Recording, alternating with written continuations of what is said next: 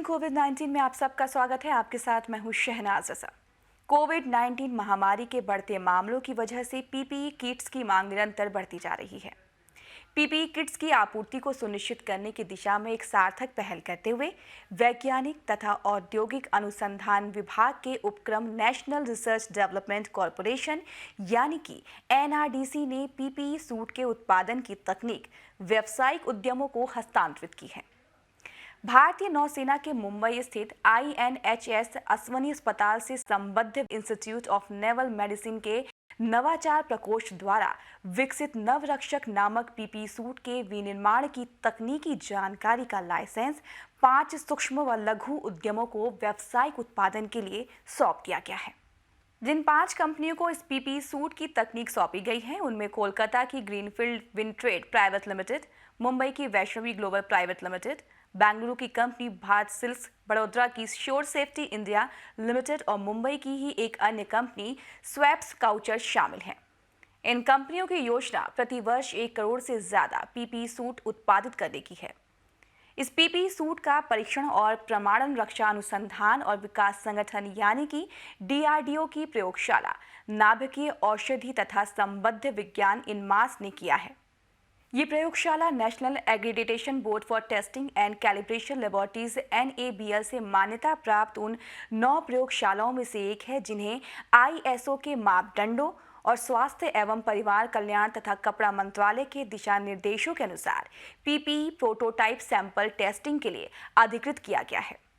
इस सूट के उत्पादन को किफायती बताया जा रहा है क्योंकि इसमें किसी बड़े पूंजी निवेश की आवश्यकता नहीं पड़ती और सिलाई की बुनियादी दक्षता से इसे बनाया जा सकता है। इस सूट को बनाने की प्रौद्योगिकी और उसमें उपयोग किए गए कपड़े की गुणवत्ता ऐसी है कि पीपीई सूट की सिलाई को सील करने की कोई ज़रूरत नहीं होती। इसलिए महंगी सीलिंग मशीनों और टेप को आयात करने की आवश्यकता नहीं पड़ती है।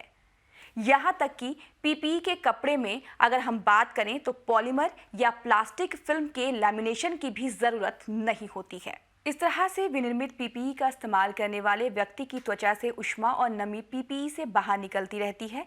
ये प्रौद्योगिकी सुरक्षा तो प्रदान करती ही है, साथ ही साथ इस्तेमाल करने वाले को असुविधा ना हो इसका ध्यान भी रखा गया है। इस पीपीई का ये अनोखापन इसे उन अन्य पीपीई से अलग बनाता है जो वर्तमान कोविड-19 वैश्विक महामारी के दौर में उपयोग में लाए जा रहे हैं। कोविड-19 के गंभीर मरीजों को आमतौर पर आईसीयू में शिफ्ट करना पड़ता है जहां उन्हें वेंटिलेटर की आवश्यकता होती है।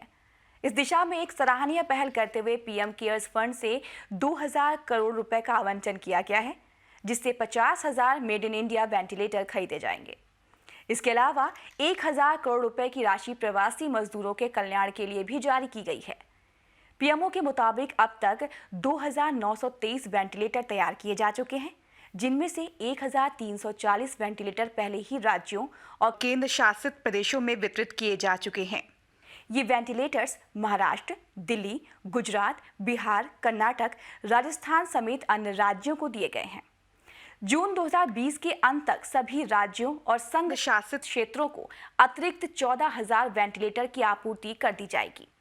इसके अलावा केंद्र सरकार ने पीएम केयर्स फंड से 1000 करोड़ रुपए प्रवासी मजदूरों के लिए भी आवंटित किए हैं। ये राशि मजदूरों के ठहरने, खाने, मेडिकल ट्रीटमेंट और ट्रांसपोर्टेशन के लिए उपयोग की जाएगी। कोविड-19 महामारी से लड़ाई में भारत सरकार के स्वास्थ्य मंत्रालय और भारतीय आयुर्विज्ञान अनुसंधान परिषद यानी कि ICMR ने 3 T's यानी टेस्टिंग, ट्रैकिंग और ट्रीटिंग पर ध्यान केंद्रित रखा है। देश भर में कोरोना पॉजिटिव के लगातार बढ़ते मामलों के मद्देनजर ICMR ने पूरे देश में अब तक 1000 प्रयोगशालाएं स्थापित कर ली हैं। खास बात यह है कि कोविड परीक्षण की दिशा में उठाए गए इस सकारात्मक कदम का लाभ शहरी इलाकों के अलावा सुदूर क्षेत्रों में भी मिलेगा। आज के इस अंक में बस इतना ही। बुलेटिन कोविड-19 के अगले अंक में हम फिर हाजिर होंगे। तब तक आप अपना ख्याल रखिए। नमस्कार।